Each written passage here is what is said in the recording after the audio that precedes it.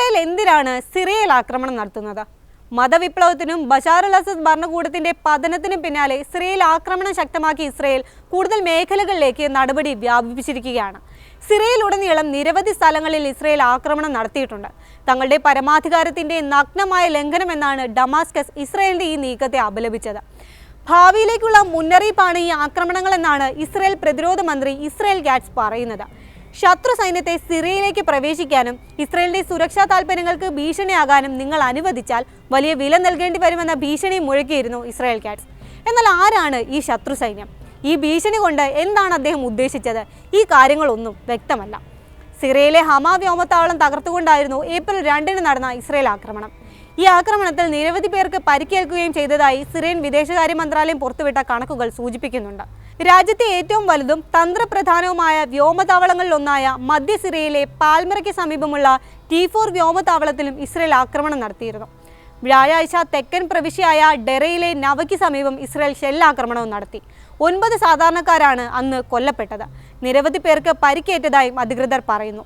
സിറിയയും ഇസ്രായേലും തമ്മിൽ ഒരിക്കലും ഔദ്യോഗികമായ യാതൊരു ബന്ധങ്ങളും ഉണ്ടായിട്ടില്ല. ബഷാർ അൽ അസദിനെ അട്ടിമറിച്ച് അധികാരത്തിൽ വന്നതിനു ശേഷം താനും തന്റെ സർക്കാരും ഇസ്രായേലിനെതിരെ യുദ്ധം ചെയ്യാൻ ആഗ്രഹിക്കുന്നില്ലെന്നും ബാഹ്യകക്ഷികൾ ആക്രമണങ്ങൾക്കുള്ള ഒരു വിക്ഷേപണ കേന്ദ്രമായി സിറിയയെ ഉപയോഗിക്കാൻ അനുവദിക്കില്ലെന്നും പ്രസിഡന്റ് അൽ ഷറ ഉറപ്പിച്ചു പറഞ്ഞിരുന്നു. സിറിയക്കെതിരായ ഇസ്രായേലിന്റെ ആക്രമണങ്ങളെയും ഗോലാൻ കുന്നുകൾക്കപ്പുറത്തേക്ക് ആക്രമണം വ്യാപിപ്പിക്കുന്നതിനെയും അൽ ഷറ അപലപിക്കുകയും ചെയ്തു. അസദ് ഭരണകൂടത്തെ വീഴ്ത്തി സിറിയയിൽ വിമതർ രാജ്യം കീഴടക്കിയതിന് പിന്നാലെയാണ് ഗോലാൻ കുന്നുകളിലെ സിറിയൻ നിയന്ത്രിത പ്രദേശം ഇസ്രായേൽ കൈവശപ്പെടുത്തിയത്. ഗോലാൻ കുന്നുകളിലെ ബഫർ സോണിന്റെ നിയന്ത്രണം തങ്ങളുടെ സൈന്യം താൽക്കാലികമായി ഏറ്റെടുത്തതായി ഇസ്രായേൽ പ്രധാനമന്ത്രി ബെഞ്ചമിൻ നെതന്യാഹു പ്രഖ്യാപിക്കുകയായിരുന്നു. വിമതർ രാജ്യം പിടിച്ചടക്കിയതോടെ 1974 സിറിയയുമായി ഉണ്ടാക്കിയ ഉടമ്പടി തകർന്നുവെന്ന് വ്യക്തമാക്കിയാണ് ഇസ്രായേൽ സൈന്യം ഈ പ്രദേശം കൈവശപ്പെടുത്തിയത്. ശത്രുതാപരമായ ഒരു ശക്തിയെയും തങ്ങളുടെ അതിർത്തിയിൽ നിലയുറപ്പിക്കാൻ അനുവദിക്കില്ലെന്നും നെതന്യാഹു അന്ന് അറിയിച്ചിരുന്നു. സിറിയൻ തലസ്ഥാനമായ ഡമാസ്കസിന് തെക്ക് പടിഞ്ഞാറ് 60 കിലോമീറ്റർ അകലെയുള്ള പാറ നിറഞ്ഞ പീഠഭൂമിയാണ് ഗോലാൻ കുന്നുകൾ. 1967 6 ദിവസത്തെ യുദ്ധത്തിന്റെ അവസാന ഘട്ടത്തിൽ സിറിയയിൽ നിന്ന് ഇസ്രായേൽ ഗോലാൻ കുന്നുകളുടെ ഒരു ഭാഗം പിടിച്ചെടുക്കുകയായിരുന്നു. 1981 ഏകപക്ഷീയമായി അത് കൂട്ടിച്ചേർക്കുകയും ചെയ്തു. ഈ നീക്കം അമേരിക്ക ഒഴികെയുള്ള അന്താരാഷ്ട്ര സമൂഹം അംഗീകരിച്ചിരുന്നില്ല. സ്വയം സുരക്ഷിതമാകുന്നതിന്റെ ഭാഗമായാണ് നടപടിയെന്നായിരുന്നു ഇസ്രായേലിന്റെ ന്യായീകരണം. അൽഷറയുടെ നേതൃത്വത്തിലുള്ള സായുധ സംഘമായ ഹയാത്ത് തഹ്രീർ അൽ ഷാമിൽ നിന്നോ പുതിയ സിറിയൻ സൈന്യത്തിൽ നിന്നോ ഉള്ള സൈന്യത്തെ ഡമാസ്കസിന് തെക്കുള്ള പ്രദേശത്തേക്ക് പ്രവേശിക്കാൻ തങ്ങൾ അനുവദിക്കില്ലെന്ന പ്രഖ്യാപനം കഴിഞ്ഞ ഫെബ്രുവരിയിൽ നെതന്യാഹു നടത്തുകയും ചെയ്തു. ഇസ്രായേൽ കൂടുതൽ പ്രദേശങ്ങൾ കൈവശപ്പെടുത്താൻ ശ്രമിക്കുന്നതിൽ തനിക്ക് അതിശയമില്ലെന്ന് സിറിയൻ എഴുത്തുകാരൻ റോബിൻ യാസിൻ കസാബ് പ്രതികരിക്കുന്നു. അവസരവാദമാണ് ഇസ്രായേലിന്. എവിടെ നിന്ന് എന്ത് കിട്ടുമെന്നാണ് അവർ എപ്പോഴും ചിന്തിക്കുക. കൂടുതൽ പ്രദേശം പിടിച്ചെടുത്ത് രക്ഷപ്പെടാൻ സാധിക്കുമെങ്കിൽ അവർ അത് തന്നെ ചെയ്യുമെന്നും യാസിൻ കസാബ് പറയുന്നു. പ്രദേശങ്ങൾ പിടിച്ചെടുക്കുകയല്ലാതെ ഇസ്രായേലിന് മറ്റെന്തെങ്കിലും ഉദ്ദേശമുണ്ടോ എന്ന തരത്തിലും ചർച്ചകൾ ഉയർന്നിരുന്നു.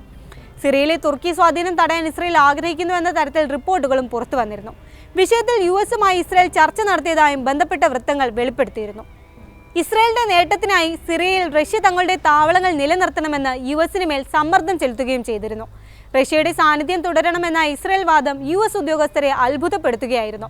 സിറിയയെ ഒരു തുർക്കി സംരക്ഷിത പ്രദേശമാക്കാൻ പരമാവധി ശ്രമം നടക്കുന്നതായി ഇസ്രായേൽ വിദേശകാര്യമന്ത്രി ഗിഡിയൻ സാർ മുൻപ് ആരോപിച്ചിരുന്നു. പിന്നാലെ ഇസ്രായേൽ സിറിയയിൽ നിന്ന് പിന്മാറണമെന്ന ആവശ്യവുമായി തുർക്കിയുടെ വിദേശകാര്യ മന്ത്രാലയവും രംഗത്തെത്തി. മേഖലയിലുടനീളം സുരക്ഷ ഉറപ്പാക്കുന്നതിന് ഇസ്രായേൽ ആദ്യം അവരുടെ വിപുലീകരണ നയങ്ങൾ ഉപേക്ഷിക്കണം. അവർ കൈവശപ്പെടുത്തിയിരിക്കുന്ന പ്രദേശങ്ങളിൽ നിന്ന് പിന്മാറണം. സിറിയയിൽ സ്ഥിരത സ്ഥാപിക്കാനുള്ള ശ്രമങ്ങളെ ദുർബലപ്പെടുത്തുന്നത് അവസാനിപ്പിക്കണമെന്നും തുർക്കി മന്ത്രാലയം ആവശ്യപ്പെട്ടു. ബഷാർ അൽ അസദിനും അദ്ദേഹത്തിന്റെ സൈന്യത്തിനുമെതിരായ യുദ്ധത്തിൽ വിമതരെ പിന്തുണയ്ക്കുന്നതിൽ തുർക്കി വലിയൊരു പങ്ക് വഹിച്ചിരുന്നു. ഇപ്പോൾ ഡമാസ്കസിലെ പരിവർത്തന സർക്കാരുമായി ശക്തമായ ബന്ധമാണ് തുർക്കി നിലനിർത്തിപ്പോരുന്നത്. 14 വർഷത്തെ ആഭ്യന്തര യുദ്ധം മൂലം സാമ്പത്തികമായി തകർന്നതിനാൽ ഇസ്രായേൽ നീക്കത്തിനെതിരെ സിറിയയ്ക്ക് കൂടുതൽ ഒന്നും ചെയ്യാൻ കഴിയില്ല. തുർക്കിയെ ഒഴികെ സഹായം ചോദിക്കാൻ അൽ ഷറയ്ക്ക് മുന്നിൽ അധികം ഓപ്ഷനുകളുമില്ല. എന്നാൽ ഇസ്രായേലിനെതിരെ പോരാടുന്നത് സർക്കാരല്ല, സ്വയം പ്രതിരോധിക്കാൻ ശ്രമിക്കുന്ന സിറിയൻ പട്ടണങ്ങളിലെ തദ്ദേശവാസികളാണെന്ന് കസബ് ചൂണ്ടിക്കാട്ടുന്നുണ്ട്. ഹോംസിലെയും ഹമയിലെയും തദ്ദേശവാസികൾ ഇസ്രായേലിനെ പിന്തിരിപ്പിക്കാൻ ശ്രമിച്ചിട്ടുണ്ടെന്നും അദ്ദേഹം കൂട്ടിച്ചേർത്തു. വർഷങ്ങളോളം നീണ്ട യുദ്ധത്താലും സംഘർഷങ്ങളാലും തളർന്ന സിറിയയെ കൂടുതൽ പ്രക്ഷുബ്ധമാക്കാൻ ശ്രമിക്കുകയാണ് ഇസ്രായേൽ. സിറിയയുടെ തന്ത്രപ്രധാനമായ സൈനിക സംവിധാനങ്ങളിൽ ഭൂരിഭാഗവും തകർത്തതായാണ് ഇസ്രായേലിന്റെ വാദം. ഭീകരരുടെ കൈവശം എത്താതിരിക്കാനാണ് ഇവ തകർത്തതെന്നും IDF ന്യായീകരിക്കുന്നു. ഗോലാൻ കുന്നിലെ ബഫർ സോണിൽ നിന്ന് സിറിയൻ സൈനികർ പിൻവാങ്ങിയതിന് പിന്നാലെ പ്രദേശങ്ങൾ കൈവശപ്പെടുത്തിയ ഇസ്രായേൽ സൈന്യം 5 സിറിയൻ ഗ്രാമങ്ങളിലെ ജനങ്ങളോട് ഇനിയൊരു അറിയിപ്പുണ്ടാകുന്നതുവരെ വീടുകളിൽ നിന്ന് പുറത്തിറങ്ങരുതെന്ന നിർദ്ദേശമാണ് പുറപ്പെടുവിച്ചത്. ഇതിനെതിരെ തദ്ദേശീയവാസികൾ തന്നെ രംഗത്തിറങ്ങുകയായിരുന്നു. തെക്കൻ സിറിയയിലെ ആക്രമണങ്ങളെ ന്യായീകരിക്കാൻ ഇസ്രായേൽ സർക്കാർ ഉപയോഗിച്ചിരുന്ന അതേ പദപ്രയോഗങ്ങൾ ഉപയോഗിച്ച് ഇസ്രായേൽ മാധ്യമങ്ങൾ സാധാരണക്കാരായ ഈ ജനങ്ങളെ ഹയാത്ത് തഹ്രീർ അൽ ഷാം ഭീകരർ എന്ന് മുദ്ര കുത്തുകയാണ്. അന്താരാഷ്ട്ര സമൂഹം എന്ന് വിളിക്കപ്പെടുന്നവർ ഇസ്രായേലിനെ തടയാൻ ഒന്നും ചെയ്യുന്നില്ല എന്നത് ഭയാനകമാണെന്നും കൂട്ടിച്ചേർക്കുന്നു സിറിയൻ എഴുത്തുകാരൻ റോബിൻ യാസിർ കസാബ്.